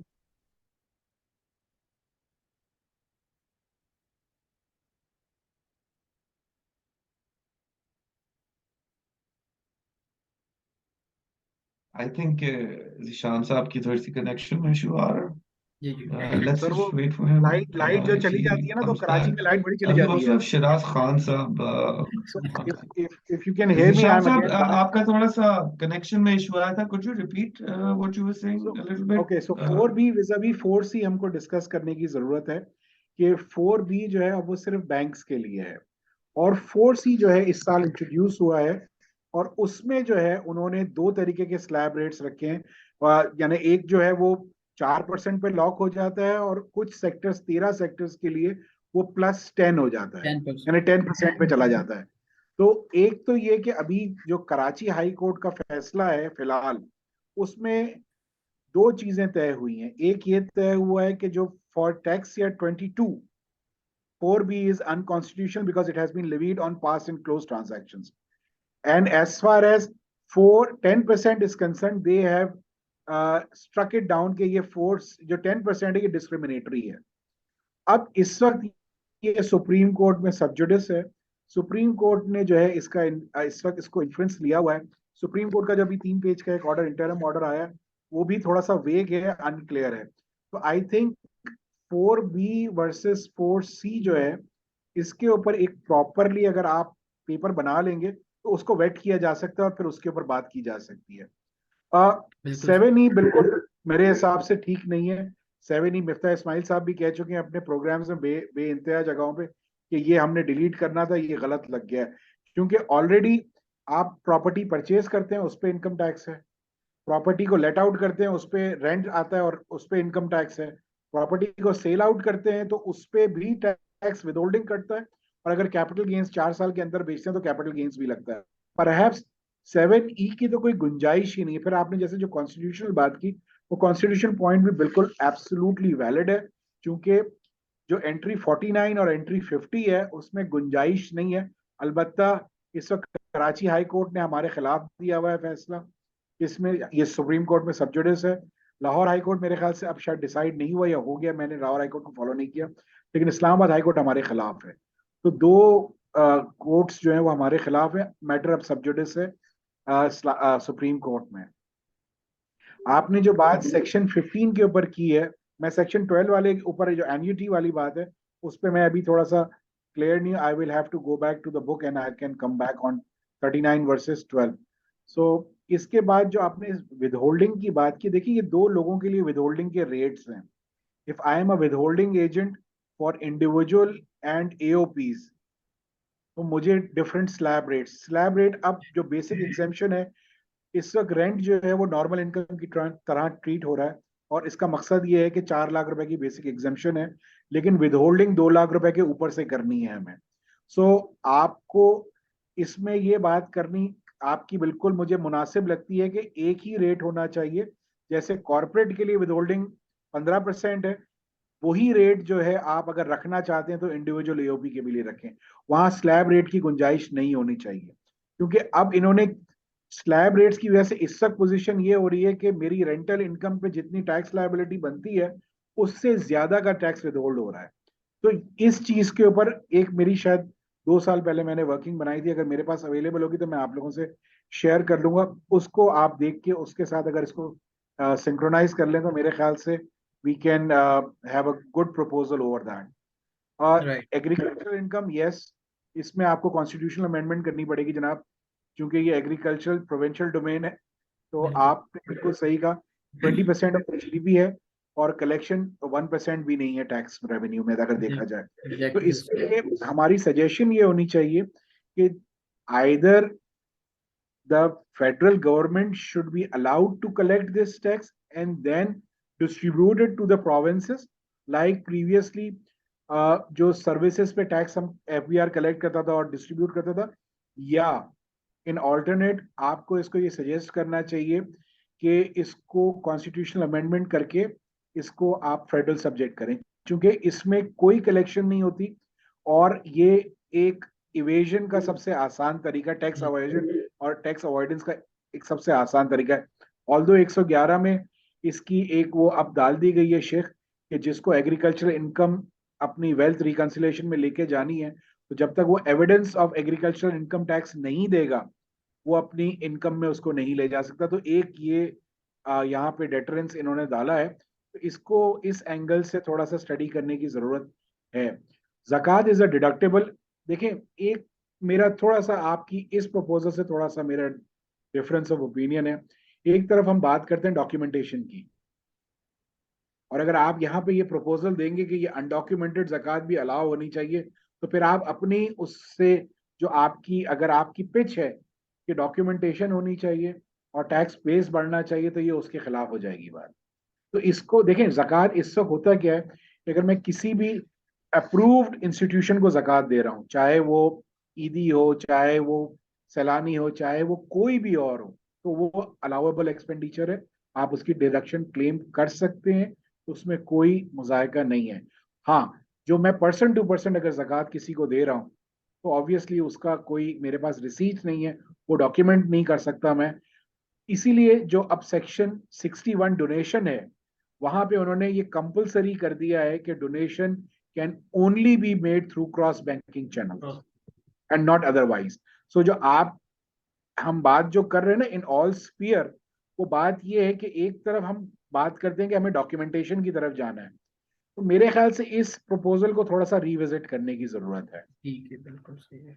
अच्छा, अब आपने बात की 227B विसल ब्लोअर लॉ में मेरा बेसिक हमेशा से एफबीआर के साथ लड़ाई रही है, और वो लड़ाई सिंपली ये है कि विसल ब्लोअर लॉ में वो ये कहता है लॉ कि जब आपने किसी टैक्स पेयर के बारे में इंफॉर्मेशन दी और आप उसमें बता दें कि इतने रुपए की टैक्स एवेजन है, प्लीज पहले ये इसको पॉइंट को थोड़ा सा सुनिएगा गौर से, कि मैं बता दूं कि जी जीशान मर्चेंट ने 1 करोड़ रुपए की इवेजन की है, तो ये मैंने जब विसल ब्लो कर दी और आपने अगर मेरे ऊपर इन्वेस्टिगेशन की और वो 1 करोड़ रुपए आप रिकवर, एफबीआर रिकवर ना कर सकी और एफबीआर ने सिर्फ 20 लाख रुपए रिकवर किया, तो अनस साहब 80 लाख रुपए आपसे रिकवर किए जाएंगे।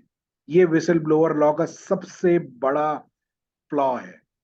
यानी मुझसे एक तो वो मुझे रजिस्टर करवाता है as a whistle blower, number 2 वो मुझसे ये कहता है कि मैं जो इंफॉर्मेशन दे रहा हूं that should be so accurate that if the information does not match then the onus will be on me and I will have to pay the balance. So in pith and substance, whistleblower law needs to be revisited in entirety and not just few clauses need to be amended, but the entirety पे इसके ऊपर ये आप पूरा एक paper बना के जो है आप इसको दे सकते हैं।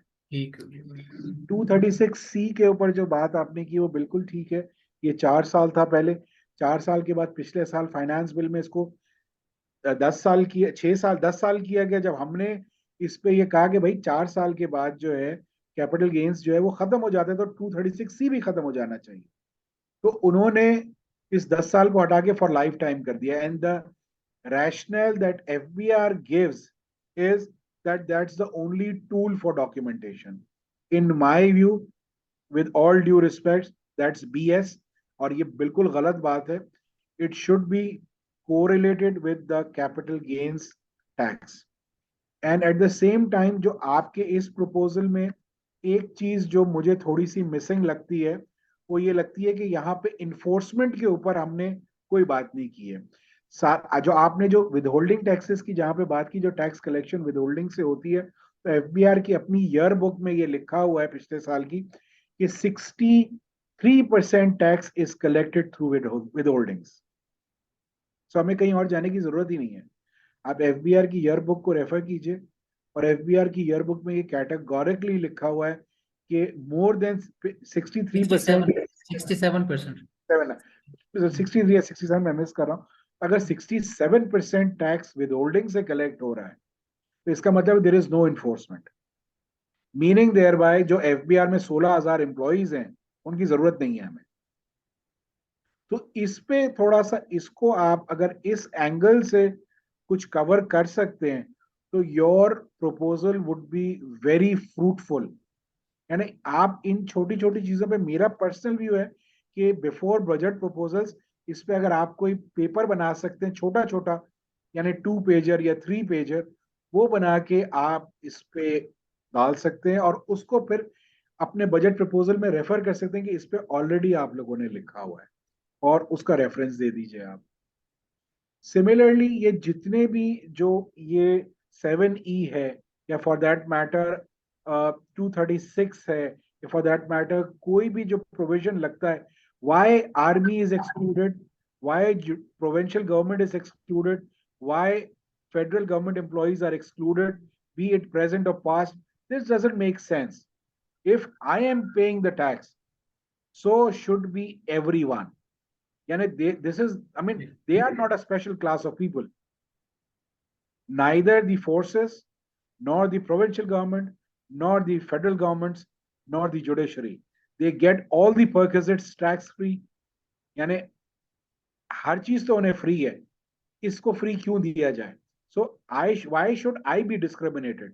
मैं एक नॉर्मल सिटीजन ऑफ पाकिस्तान हूं तो मेरे खिलाफ सारे टैक्सेस लगेंगे और एक कोई फोर्सेस में या प्रोविंशियल गवर्नमेंट का एम्प्लॉय या फेडरल गवर्नमेंट का एम्प्लॉय है और उसे वो टैक्स नहीं देगा, वो आसमान से नहीं उतरता। तो हमें इस चीज के ऊपर मेरे ख्याल से अब क्वेश्चंस रेज करने चाहिए। And what better time, because Karachi tax bar के प्रपोजल्स में हमने ये चीज को अब कैटेगोरिकली मेंशन किया है इस दफा। सो मेरे ख्याल से मैं कराची टैक्स बार के प्रपोजल्स जब फाइनल हो जाएंगे मैं आप लोगों से वो भी शेयर कर सकता हूँ। वो प्रॉब्लम शिराज यहाँ बैठे हुए, Siraj is upcoming tax consultant और मेरे साथ छोटे भाइयों की तरह बड़ा विगरसली ये काम करता है। शिराज को हम यूटिलाइज कर सकते हैं बहुत सारी चीजों में और वो बहुत हेल्पफुल साबित हो सकता है। सिमिलरली टैक्स एग्जेम्पशंस की जो आप बात करते हैं वो बिल्कुल ठीक है, उसको खत्म हो जाना चाहिए। जो आपकी सेल्स टैक्स की स्कीम जो आपने बात की है, I was the proposer of this flat rate 5% back in 2014 with FBR. We presented this proposal from the Federation FPCCI के प्लेटफॉर्म से हमने प्रेजेंट किया था, and then the finance minister Ishaq Dar and the people in FBR, they asked only 2 questions from me. Ishaq Dar साहब asked me only 1 question कि क्या ये tax collection आप इंश्योर कर सकते हैं? मैंने कहा जी ये मेरा काम नहीं है इंश्योर करना। उस वक्त एफबीआर को जो नेट टैक्स कलेक्शन थी based on 2012 and 2013 data was 2.75% net. आप एफबीआर से ये डेटा ले सकते हैं करंट ईयर का, और उसको आप चेक कर सकते हैं कि कौन सा कितना परसेंट नेट सेल्स टैक्स की कलेक्शन है। I am sure it's below 5% as of now also, but we did a study with regard to FBR on plastic molding compound import, on tiles and on steel and paper. ये चार वो sector हैं जो सबसे ज्यादा smuggling prone है। एक committee बनी थी विष्णु राजा कवि साहब के जमाने में जब वो कमिश्नर अपील्स थे। I was part of that committee, और उसमें जो है ये चीज डिस्कस हुई थी कि आप जो है ये चेक करें कि 5% टैक्स लगना चाहिए या नहीं लगना चाहिए। आप इसकी मिसाल इस तरीके से दे सकते हैं कि पेट्रोकेमिकल का जो बाय प्रोडक्ट है वो ये दाना होता है, प्लास्टिक दाना। दो किस्म के पीएमसी इंपोर्ट होते हैं, एक थ्रू ऑफिशियल चैनल इंपोर्ट होता है और एक थ्रू स्मगलिंग इंपोर्ट होता है। स्मगलिंग वाला जो इंपोर्ट है वो इसलिए स्मगल होता है कि स्मगल्ड गुड्स की कॉस्ट इन हाउस यानी मुझे मेरे घर में 17 से 18% पड़ती है।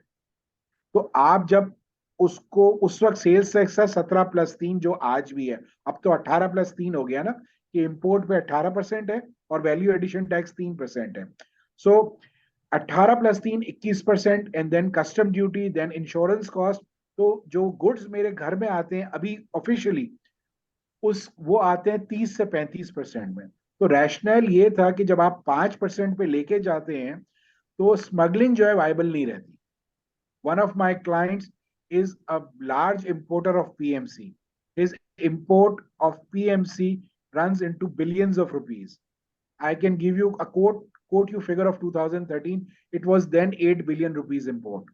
And I asked him then कि अगर ये 5% सेल्स टैक्स का रेट हो जाता है तो दो आपको जो है क्या फर्क पड़ेगा।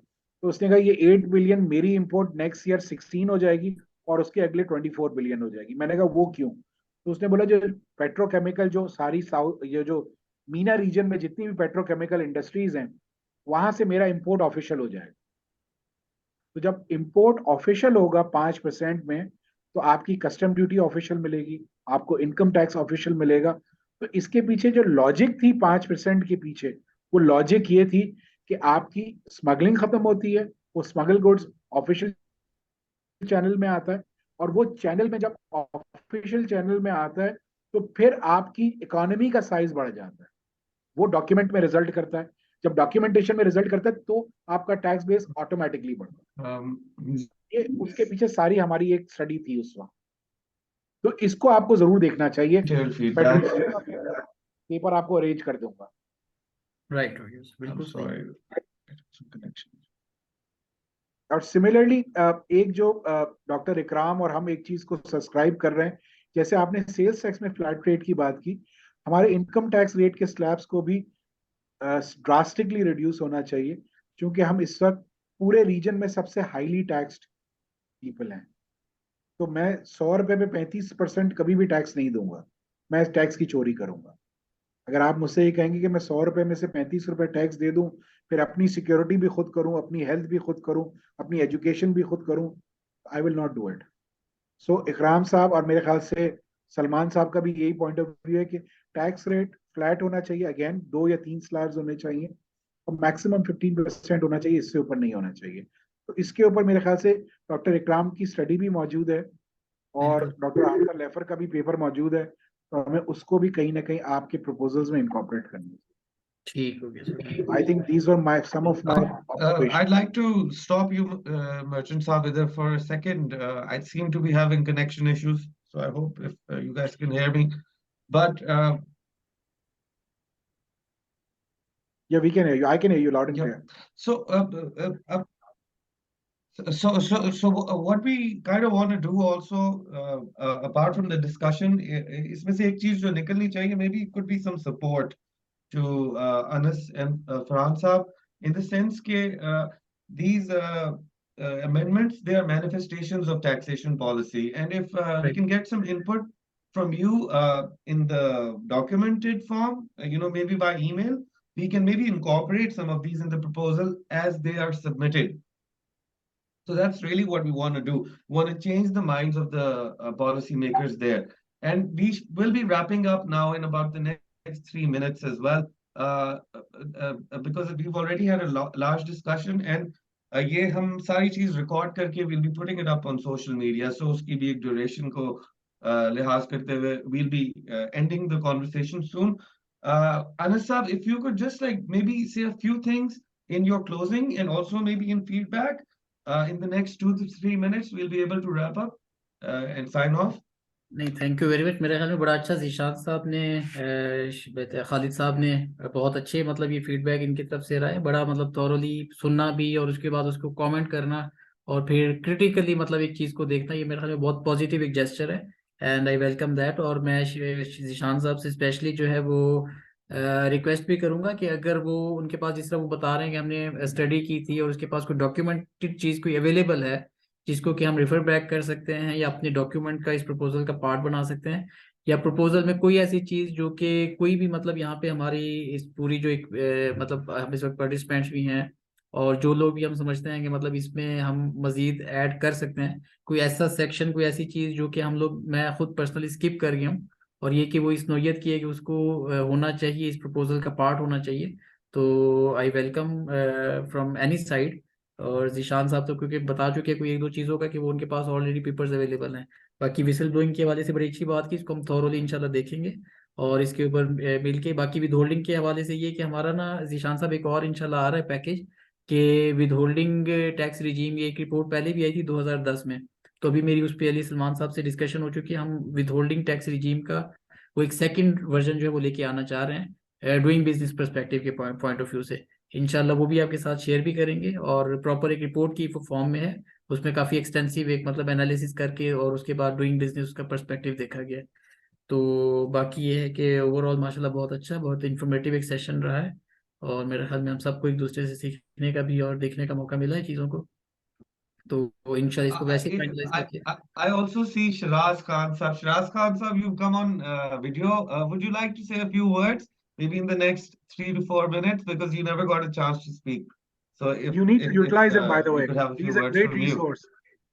I mean, I think he's Shah Saab has been my president for 2 years, like consecutively. So I think he said enough for me as well, but and saying nice things about me. I mean, he's right that the presentation was well taken and was well researched, and him giving you more points to add on to it, like it's a good gesture, I guess. But at the same time, I think what we need to work on is जो एक चीज कर लें, देखें, we can talk about reduction in taxes, anything. Right now, the government wants money; they're not going to listen to it. The main thing we need to work on is documentation and BTP. बस that's it. आप हर चीज का वो करें कि क्या कहते हैं वो लगवा लें Tier 1 को जैसे किया हुआ POS. Just do that for businesses. आप हर चीज को थर्ड स्केड्यूल आइटम कर दें, ठीक है, हर चीज का, ताकि एट मैन्युफैक्चरिंग स्टेज आपके पास पैसा आना शुरू हो जाए। उसके बाद की बात है कि आप वो उसको जब प्रोसेस होगा, ठीक है, उसके बाद देखी जाएगी क्या हो रहा है क्या नहीं हो रहा, ठीक है। तो आई वुड सजेस्ट के documentation is the main thing we need to work on, and you know आपके टैक्स पेयर बढ़ जाएगा सेल्स टैक्स का, आप उनको एक सजेशन दे दें FBR को, भाई इतने तुम्हारे मिलियन टैक्स पेयर्स हो जाएं तो उसकी रिडक्शन ऑफ टैक्सेस इस बेसिस पे कर दो, और जितने सो ऑन बढ़ते जाएं, मैं just a super suggestion, by the same time it's something you can give to them, ताकि they may working on BTB, like increasing BTP और वर्किंग ऑन इट, ठीक है, क्योंकि इन्फोर्समेंट तो है ही नहीं ना उनके पास, ठीक है। उनको एक कोई गोल दे दो भाई कि अगर अभी 3 मिलियन तुम्हारे पास फाइलर हैं जिसमें नॉन क्या नाम है जीरो टैक्स वाले 1.2 मिलियन है, ठीक है, आप 3 मिलियन को लेके जाओ 9 मिलियन में, विद होल्डिंग टैक्सेस का रेट उसके हिसाब से भी कर लो। अभी आप रिकवरी तो आपको पैसे से चाहिए ना, 67% आपने कहा कि रिकवर करते हैं, ठीक है। जितने ज्यादा the bigger the cake the smaller the slice और द बिगर द स्लाइस, ठीक है। वो एक ही छोटा सा केक है, वो बिस्किट उसी को बना रहे हैं, उसी को चाय में भी डुबो रहे हैं, वैसे भी खा रहे हैं। I mean it's the same thing, same tax payers who's being squeezed for everything, and I think you guys have heard with this way before I have, ठीक है, but these are just like a suggestion or two. Main thing is BTB and documentation. Third schedule सारा कर दें, manufacturing stage या import stage में सारा पैसा उसी वक्त लेना है, ताकि आपको ये फिक्र ही ना हो कि आपका मैंने डिस्ट्रीब्यूटर क्या कर रहा है, रजिस्टर्ड है कि नहीं है, सारा कुछ। जब टैक्स ही पहले आ जाएगा, अगला बंदा क्या कह रहा हम क्या करें, ठीक है। फिर आपके ना स्मगलिंग की गेम होगी, ना आपको चोरी की गेम होगी। मैन्युफैक्चर स्टेज में, हाँ, आप फिर मैन्युफैक्चर में जैसे सीमेंट वालों को, टबैको वालों को आपने सीसीटीवी कर दिया, सीमेंट वालों के अपना सारी चीजें लगा दी हैं, इस तरह आप बाकी मैन्युफैक्चरर्स में लगा लें, ठीक है। We need to promote manufacturing, that's what it is. The more manufacturing, अभी जैसे आपने कहा कि 5% सेल्स टैक्स कर लो, 6 बिलियन मेरी एक साल है, 18 दूसरे साल हो जाएगी, 35 तीसरे साल, you not promoting anything, you just asking for finished products. They how are you improving their society? How are you improving taxation? You're not. Okay, we need to just shift from one paradigm to the other, I guess. And that's just a few points. And I'm here to support anything if you need anything, Thank- any help. Like, so Thank you very much. Thank you very much, Shiraz sir. बहुत शुक्रिया. Thank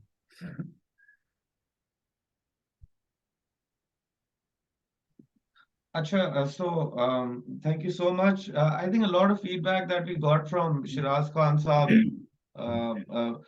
is feedback that is more at the policy level, and that's really what we're trying to figure out is case policy go and we're kind of getting an understanding of what are the objectives. The objectives are to raise tax revenues without really putting citizens in trouble. I think generally Prime would, as a whole, disagree with the idea that we need to promote manufacturing because we really need to promote what we have competencies in. And so those things are being understood throughout the economy at all times. And so these cannot be, if they're made central in part of policy, that can really have a damaging effect because it is a very manipulated kind of mold that you're trying to give to the economy. So without doing that, it might emerge that we might have manufacturing competencies in many other areas, but addressing the main issues, which is that the government gets what it wants as a revenue extractor, and the public also gets some growth out of it, and the country does well as a whole. That said, I think thank you so much, everybody, for all of your participation. I think this is a good time to end the conversation and close it. One point that was left, CVT on foreign assets. Please do consider that because a lot of people are now moving away from Pakistan. They're shifting their wealth out of Pakistan. That's a bummer for Pakistan economy because whole year I've seen a lot of my clients moving their wealth outside Pakistan. Their foreign assets, they're becoming non-residents purposefully now. So it's going to be a disaster अगर ये चीज continue रही. इस चीज के ऊपर थोड़ा सा जरूर work कीजिए. I have my few of my pointers.